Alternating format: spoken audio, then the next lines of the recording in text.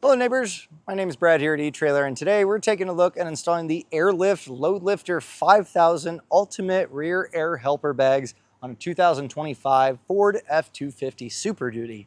And while that's a mouthful of all different things, these are going to be rear air helper bags with an internal jounce bumper, which is going to be great if you're hauling heavy loads. Our neighbor today also got a gooseneck fifth wheel combo installed on their truck, so chances of weight being heavy in the back and seeing sag are pretty high. So let's take a closer look at these airbags. I'll pull this into a shop and we'll see what we're working with. Airbags really just fill the void where originally you have jounce bumpers, and jounce bumpers do a fine job of making sure that the shocks don't bottom out when there's a heavy load in the truck or pulling a heavy load. And with that, there comes a lot of downsides. The reason they have that gap is so you have comfortability while you're driving just normally for your passengers, but once you start towing, it's really going to squish everything down. And as that truck wants to squish down, you're going to have a lot of things happen. Not only are you putting premature wear on your suspension back here, but as it tilts down, it puts stress on really the whole entire rear of the truck. But the front is getting lifted up, and that's where your steering and a lot of your braking occurs. And so if you don't have that contact patch of that weight being on the front, then you get that squirrely feeling in the steering wheel or reduced braking. Along with that, headlights go up. It's just not a great situation. And a lot of times when trucks are sagging, it just feels like the truck can't tow what it needs to. It just kind of has a heavy bottom end. And that's where when you put these airbags up, not only is it going to fill that void, but having that adjustability means that if you go with a small load or a larger one, you can adjust accordingly to that to fill that void. And the LoadLifter 5000 Ultimates are actually really cool because many other airbags, you are truly just using the bag filled with air to cover that void and you have that adjustability, but they have a built-in jounce bumper. So that's really neat. No matter what, they're not going to completely squish down. You're still going to have resistance with that in there regardless of the air pressure. And speaking of that, the adjustability on these is really nice. 5 PSI is going to be your minimum, and that's mostly to keep the structure or the body of the airbag, not crumpling down. That jounce bumper is going to help on that, but 5 PSI should be the minimum that you're always driving around with. You can go up to 100 PSI, and that's going to be your max, obviously depending on the weight that you have. The cool thing with this system is we have it in a manual form, and it's a dual pass, so it's individual control. So you can control the left side versus the right, and we're going to be tying in an air compressor, and you can absolutely do that with this kit. You can pick up a Firestone, Airlift, whatever compressor you may have, and it's going to work. Just make sure if you want to maintain that dual adjustability of each bag, make sure you're getting a dual path setup with that compressor. This kit's going to come with everything you need, and including some really cool features. It does a great job of bracketing everything down. You have an axle strap here, you have a U-bolt that goes around your leaf spring, so you're not going to have to worry about anything becoming loose. It's going to be nice and solid. But throughout all of this install, there's no drilling required. This is all bolt up. It's custom fit to the truck, so it's really going to work out well. And in fact, this is a super easy installation. I've done tons of different airbags, and this kit, it's one of the easier ones. But also they include things like a heat shield or a heat sleeve for your airline or a bracket to move your brake lines, so it's all going to work and you're not going to have any downfalls that you might have with some other kits. They've really done a fine job here. And at the end of the day, it really comes down to, the adjustability that you get with airbags is going to be great if you have multiple loads. Sometimes they can take away from normal drivability just if you're not loaded up, but when it comes time to a fifth wheel like we have in ours today, and they have a companion underbed, they're going to be putting lots of load in the bed, and that's where these really start to shine, or even a bumper pull. 250s can do a pretty good job of towing heavy weight, but you start putting a toy hauler on there, and you're really going to start to see that weight struggle. And that's where the airbags really just make these trucks feel like they're tough again, and they can handle that weight with no problem. As I mentioned, the installation on this is pretty straightforward. It is not super hard. You don't really have to be that mechanically inclined to get this knocked out. If you're doing it at home, follow along. I'll get you through step by step, and we'll have these installed in no time.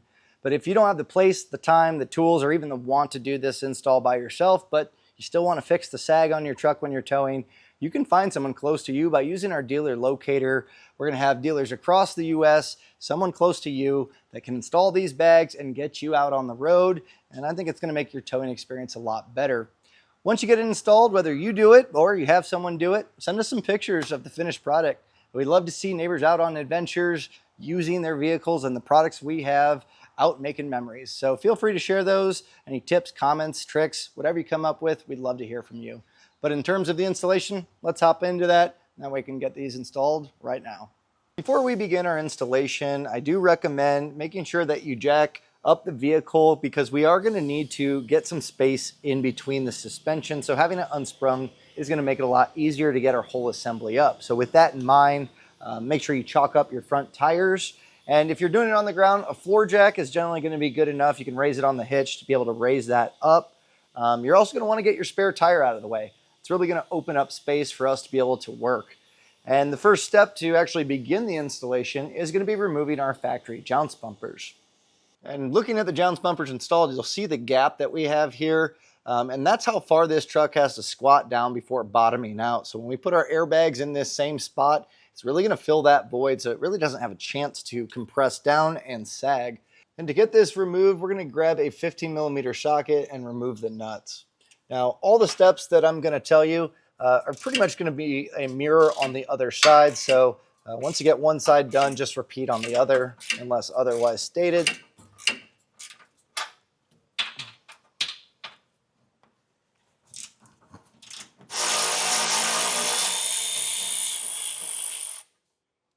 We'll need to remove the factory studs. These just clip into the frame, and the best way to get these out is to pry where these two indents are. If you just push back on the stud, get this pried back, and then slide this back, it should pop out fairly easily.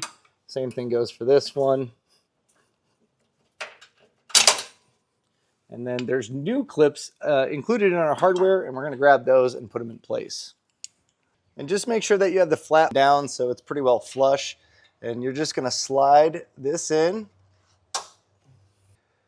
Now, it's not going to slide all the way in. We just want this to pop in to where it's pretty well flush. We may need to kind of bump this in a little bit, but once we start putting hardware and threading it in, it'll widen that out, and we should be good to go.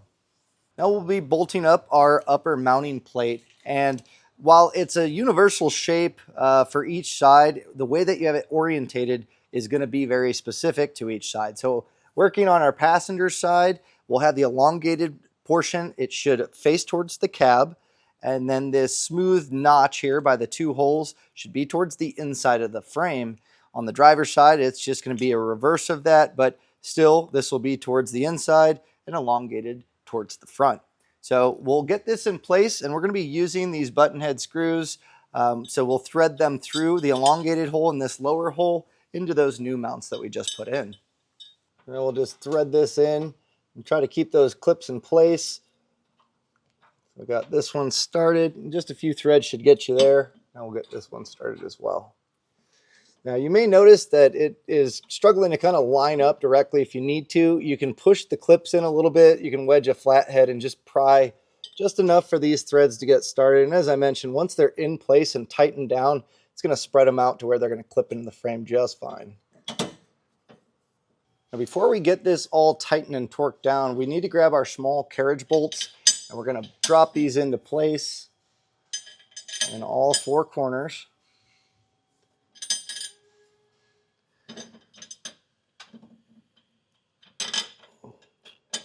And then to get this all snug down, we're going to use a 6mm hex driver, and we're going to just snug this to where it should be flush against the frame. You don't need to get crazy here because we're going to come back with a torque wrench to properly torque it down.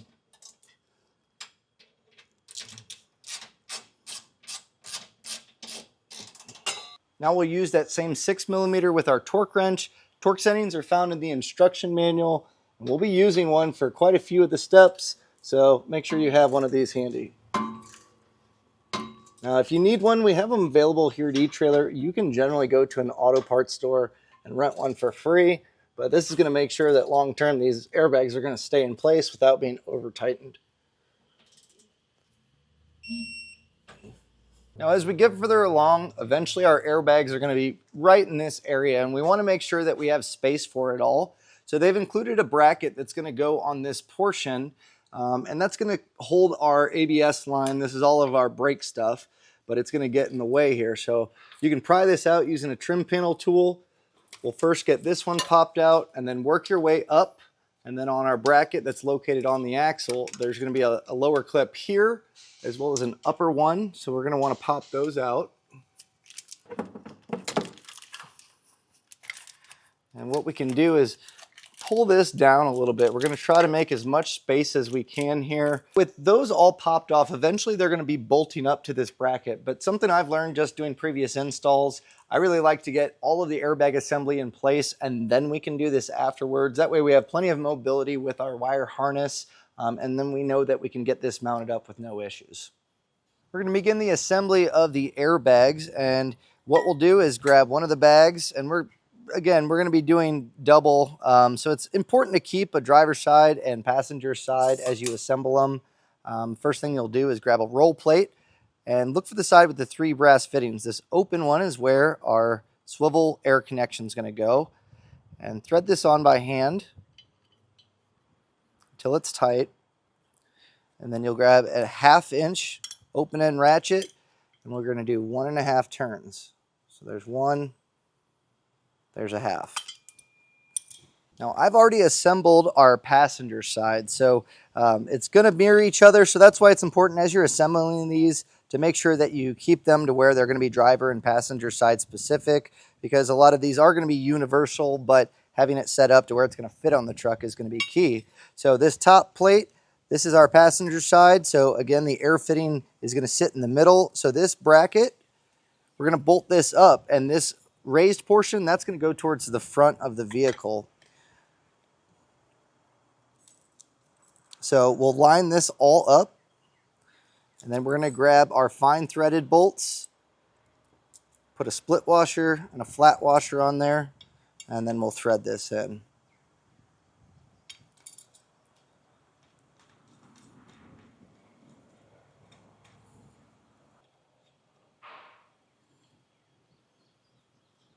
Now I might have misspoke with driver passenger side for our assembled one, but really it just comes down to, again, having a mirror image of each other, and that same process is going to go for our bottom brackets. Before we get any further though, these bolts that we threaded in, we're going to want to get those torqued down, and these are going to be a 14mm socket to accomplish that. I have my torque wrench here. It's a relatively low torque setting, but we'll get this dialed in, and what I found is you can use the bracket to keep this from spinning on you.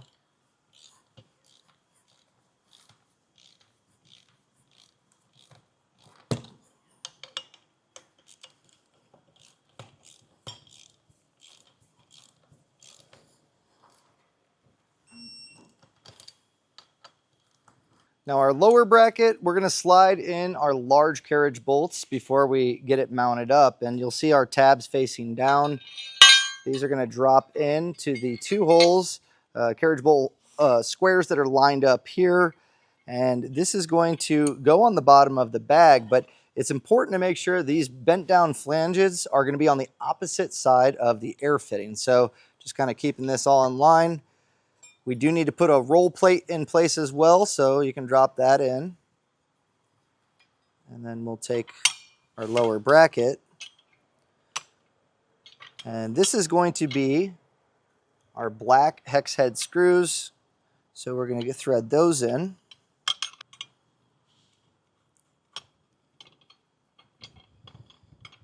We'll just torque these down properly. And to accomplish this one, it's going to be a 7/32 hex head.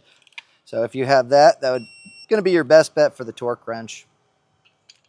Now this lower bracket's going to go where the jounce stop was, and this is going to slide over one of the carriage bolts. So the circle goes through there. The elongated hole will match up with that remaining carriage bolt hole. And then from here, we'll take one of our shorter carriage bolts and a serrated flange nut.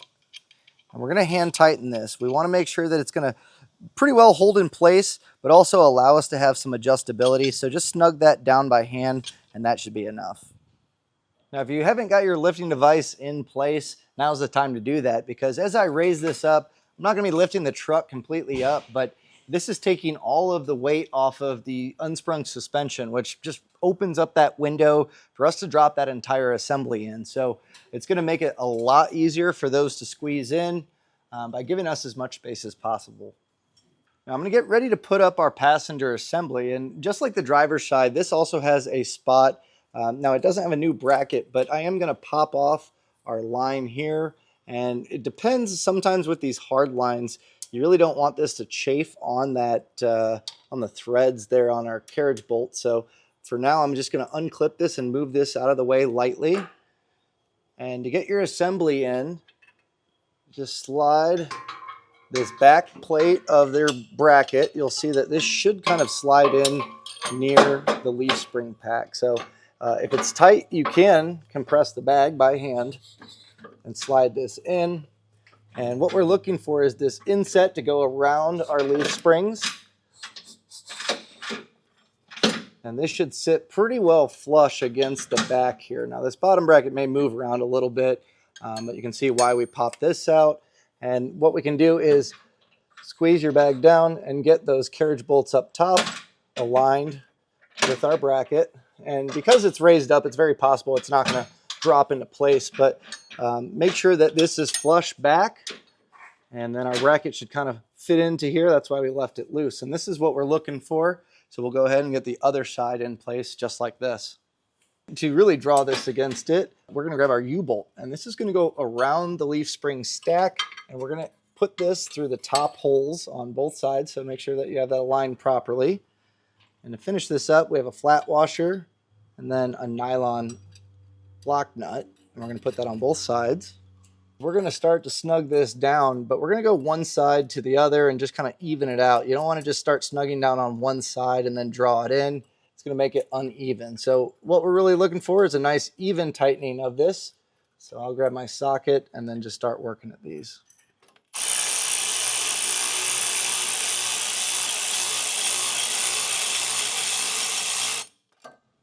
Now to get these snug down, 9/16 socket's going to accomplish that. You're going to want a deep well. And on the other side, it can get a little bit tight, so a ratcheting wrench or just an open-ended wrench might be the ticket for getting that one snug down. Now, as you're tightening this too, it's a good chance to make sure that it's pretty well level with the leaf spring pack. A lot of times what I'll do is make sure that the gap between the leaf spring and our U-bolt is pretty well even. Doesn't have to be perfect, but we'll continue snugging this down and checking those clearances. When you snug these down, you don't have to get crazy. You just want it to where the bracket shouldn't move. I mean, this U-bolt's going to do a fine job of that, and so will the gravity of the truck. So at this point, you can start to lower that truck down until you get your carriage bolts to pass through your lower bracket. And then we'll just finish these up with a serrated flange nut on each of your carriage bolts.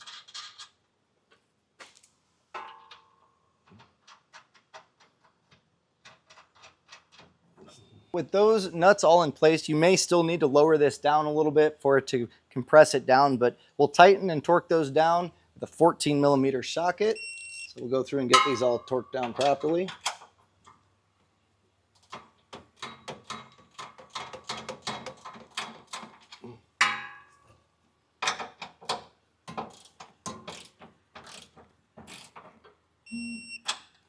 Once you have all those torqued down, you can take your lifting device out and have everything just rested.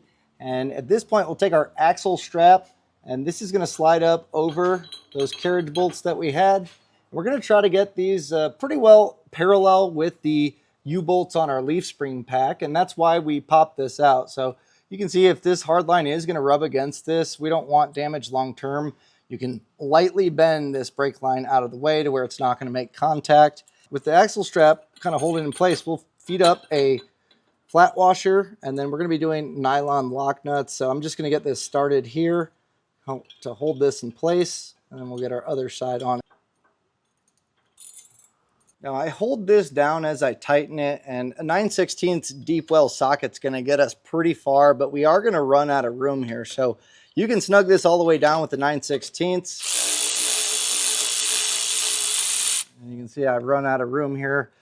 So at this point, I'm going to grab just the 9/16 ratcheting wrench, snug these down, again, trying to keep everything even. And there is a small torque setting associated with these. So when you get to that point, You may need to use a crow's foot attachment just to get that torque setting down. But again, just make sure everything's nice and even with the U-bolts, and that way it's going to be, tightening up properly. So I'll get these all snug down.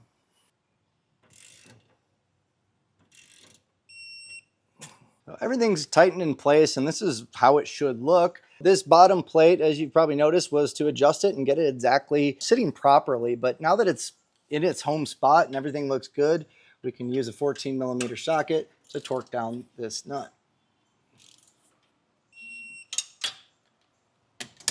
Also, while we have everything torqued down, we can see exactly where this wire harness ended up laying. So we're going to get this bracket in place, and we're going to be running a bolt with a flathead washer on it and then a serrated flange nut on the back side. And this is going to be where our cover will snap back into place, and we're just going to zip tie all of this up so it's going to be out of the way of those threads from our carriage bolt.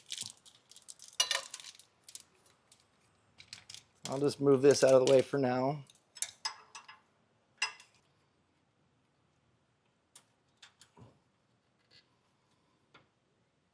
You're going to want a 9/16 wrench and just put that on the nut side, and then we can tighten down the bolt head.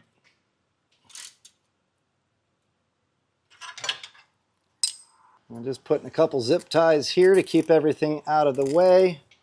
Now that our airbags are pretty well installed, the last thing we need to do is get our airline ran. That way we can get some air in the bags and test to make sure that nothing's leaking. Now, when it comes to getting these mounted up, you can do this in two different ways. We're going to be doing a dual path system, which really just means one hose per bag.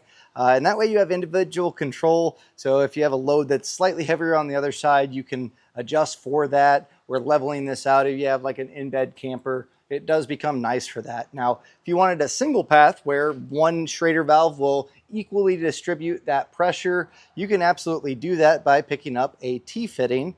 And this is just going to tee into it in between those bags, and then we'll always need a manual fill. So, if you're just leaving these, that's going to be a manual fill, but if you are putting a compressor on, you can definitely tie that into it, but you're always going to want to have that manual fill just in case that compressor stops working. So for our case today, I'm going to be using a bracket that I have here that's going to zip tie up around the hitch, but you can really choose a lot of different places. You can kind of drill out somewhere in your bumper. You can have these fittings wherever it's going to be easy to access to raise and lower that pressure with an air compressor. But really, you're just going to want to drill holes or get these mounted up and then run these lengths to the bag. So a lot of times what I'll try to do is get my fittings mounted first and then take the airline, stretch it back, and then cut. That way I know that I can make that path to each of those bags. So that's what I'm going to do. I'll get these all in place and show you how it looks. Now, whether you're using a bracket or drilling out a spot, it's going to be the same hardware combination. And that's going to be, you're going to thread on this small nut, a star washer, and then pass it through wherever you drilled. And then from here, a rubber grommet will go on there, a flat washer, and then another one of those hex nuts. Now, you do not have to get crazy with these, but if you want to, you can believe these to be a 13mm socket. You can just tighten these down by hand and snug them down, and that should be enough. Now, you do have some adjustability. If you want that Schrader valve to stick back a little bit further, mine I have maxed out for ease of access here, and also it's going to leave a space for that cap, but you do have some adjustability. So when putting these in place, just make sure you're following that combination. I got mine mounted up and I routed my airlines, and on these sides, you want to make sure that it's going to be side specific. So obviously the left Schrader valve should go to your left airbag.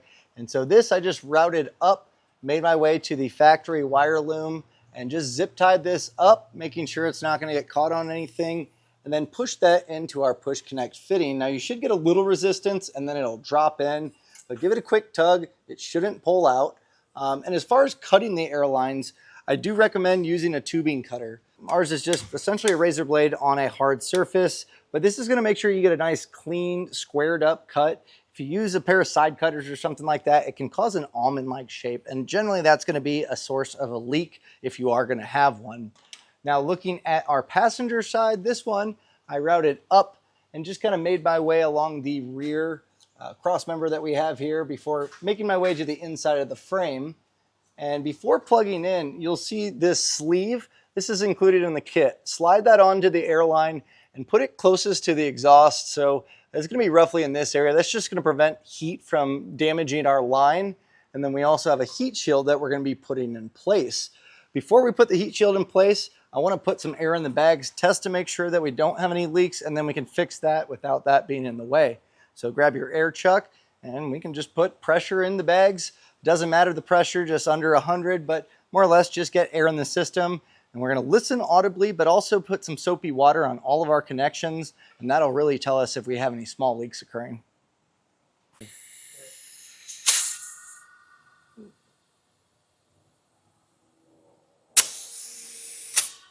Now we really only have 2 connections to worry about, the ones at the top of our bag, so just spray that down well with soapy water. And what we're looking for is large bubbles to form. That's that air pushing out. If you don't see those forming, then you should be fine. If you do see them, not to worry.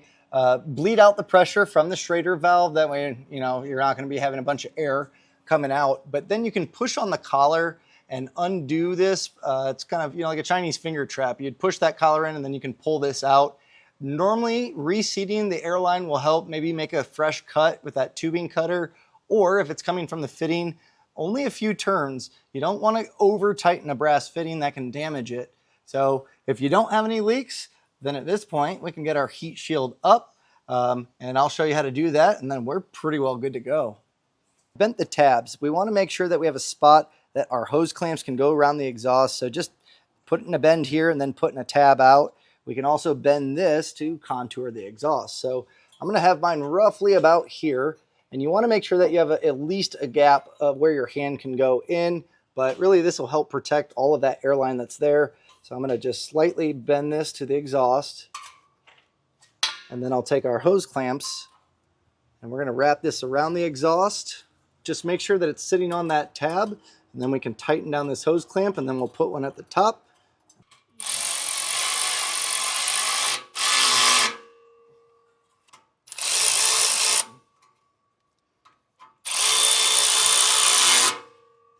With that heat shield in place, we've officially installed our airbags. We've tested to make sure that they're not leaking. So we'll just get our spare tire put back up.